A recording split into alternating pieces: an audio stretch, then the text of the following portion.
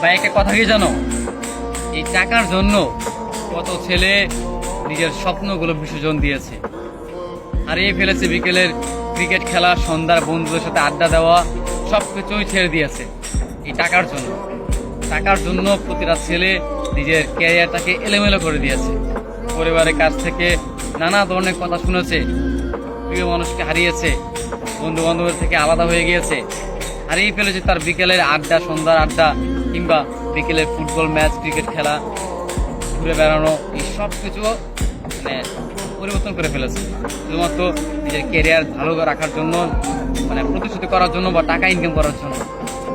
আসলে সময়ের সাথে সাথে সেই ছেলেটা পাল্টে গিয়েছে। যেই ছেলেটা একটা সময় ক্রিকেটে আসক্ত ছিল, যেই ছেলেটা একটা সময় কোনো একটা মেয়েকে ভালোবাসতো, যেই ছেলেটা একটা সময় সবসময় বন্ধুদের নিয়ে আড্ডায় থাকতো, ঘুরে বেড়াতো, আজকে টাকার জন্য সে তার পরিস্থিতি পাল্টিয়ে নিয়েছে।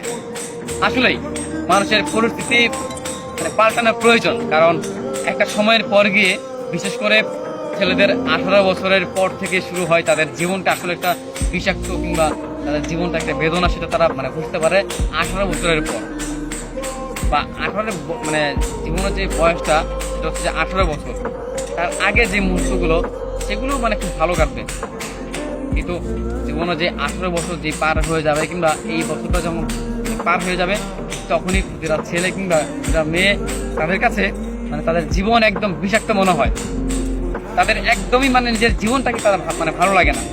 প্রত্যেকটা জায়গায় কষ্ট, মানে অপমান, নিজের ভালো থাকা হয়ে ওঠে না, মানে সব দিক দিয়ে মানে কেন যেন মানে প্রবলেম তৈরি হয় এই 18 বছরের পর।